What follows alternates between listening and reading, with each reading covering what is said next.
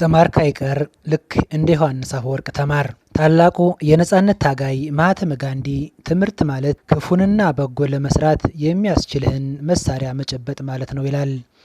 በመቀጠልም ጋንዲ ሕግ ተማርሁ፣ ጂኦግራፊ ተማርሁ፣ ፊዚክስ ተማርሁ፣ አስትሮኖሚ ተማርሁ፣ የተማርሁት ግን ሰው አላደረገኝም ይላል። ስለዚህ መማር ማለት ሰው መሆን ማለት ነው።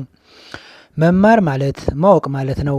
ማወቅ ማለት ማመዛዘን መቻል፣ ምክንያታዊ መሆን፣ የሚገባውንና ትክክለኛውን ስራ ብቻ መስራት ማለት ነው።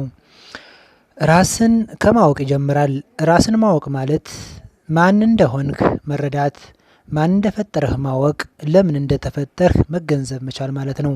መማር ወይም ማወቅ ማለት ቢኤስሲ፣ ኤምኤስሲ ወይም ፒኤችዲ መያዝ ማለት አይደለም። መጋቢ ሐዲስ እሸቱ አለማየሁ መማር ከሶስት ነገሮች ይጠብቃል ይላሉ። አንደኛው እንደ ሰይጣን ምቀኛ ከመሆን፣ ሁለተኛው እንደ እንስሳት ለሆድ ብቻ ከመኖር፣ ሶስተኛው እንደ አራዊት ችኩልና ቁጡ ከመሆን ይከላከላል ይላሉ። አረጋዊ መንፈሳዊ መኖር ማለት በእግዚአብሔር ሕግ መጽናት ሲሆን የእውቀት መጨረሻው እግዚአብሔርን ማወቅ ነው በማለት በግልጽ ያስቀምጣል። ስለዚህ አንድ ሰው አወቀ የሚባለው እግዚአብሔርን ሲያውቅ፣ ራሱን ሲያውቅ፣ የተፈጠረለትን ዓላማ ሲረዳ ነው። የእውቀት ሁሉ መለኪያ ሕገ እግዚአብሔር ነው። የጥበብ ሁሉ ምንጭና ባለቤት እርሱ ነውና። ትክክለኛ እውቀት ሰው ያደርጋል፣ እግዚአብሔርን ወደ ማወቅ ያደርሳል፣ እውነትን ወደ መረዳት ያሸጋግራል። የሚያውቅ ሰው ምን እንደሚያወራ ያውቃል፣ ለማን እንደሚያወራ፣ መቼ ማውራት እንዳለበት ይገነዘባል።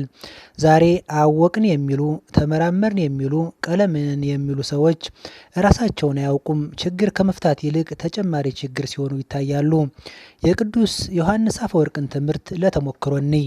ቅዱስ ዮሐንስ አፈወርቅ በልጅነቱ የመንፈሳዊነትን መርሆዎችና ግብረ ገብነትን ከእናቱ ተማረ። በሁለተኛ ዓለማዊ ትምህርት ማለትም የስነ ንግግር ጥበብን ከሊባኒዎስ፣ ፍልስፍናን ከእንደራጋቴዎስ ተማረ።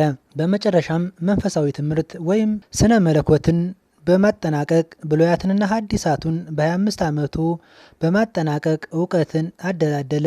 ዓለማዊ ትምህርቱን በመንፈሳዊ እውቀት አሸገው። ትክክለኛው ትምህርት ችግር ፈቺ ትምህርት ማወቅ ማለት ይህ ነው።